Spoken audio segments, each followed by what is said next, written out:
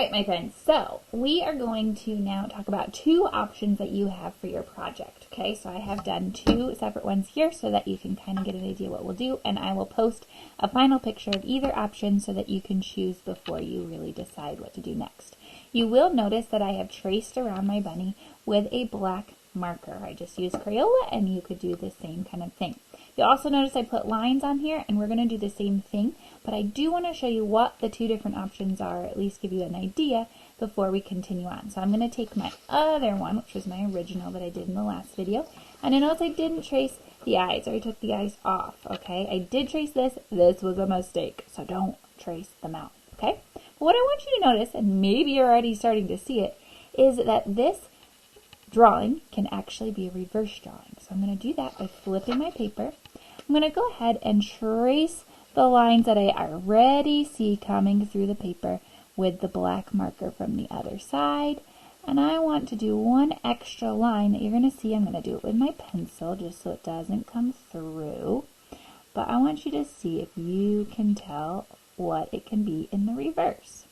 Okay, so here I have the outline of my bunny.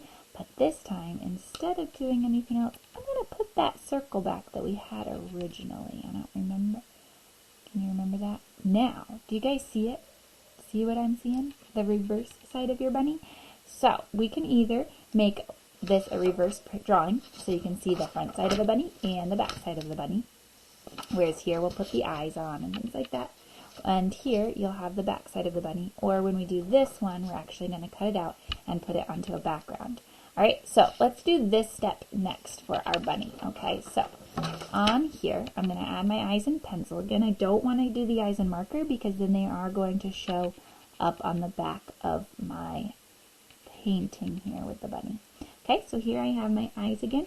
What I do want to take is a line, and I'm going to kind of draw a funky, like curvy line. So watch how I do it, and then you can do it on your own paper. From this bottom of the ear to the top of this nose.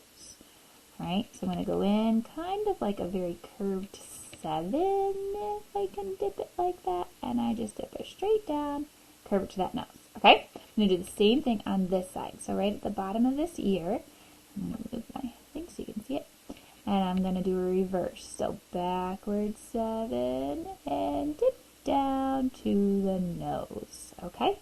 Now I start just kind of doing lines on them, and there's a reason each of these, we're dividing our bunny face into different sections. The wider that you do the lines, the bigger patterns you're going to put inside it. So if you want to do skinnier lines, the pattern inside that line will just look a little skinnier and more detailed. So here we go, and I'm going to do one more line I can fit into here.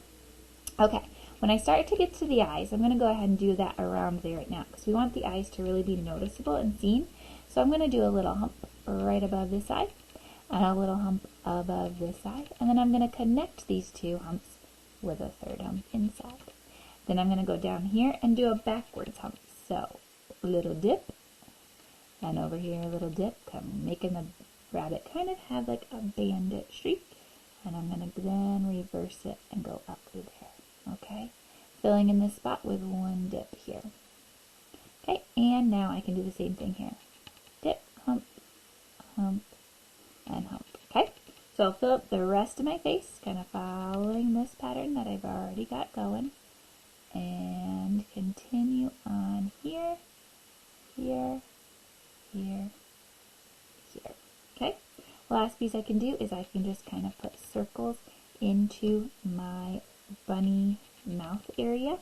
So if you want to do the same thing, that would be great. I'm going to try and fit 2 inside here. So 1 circle and 2 circles. That just gives me some space. Looks kind of funny now, but I think the end effect you're going to like. So I'll stop this here and come back later.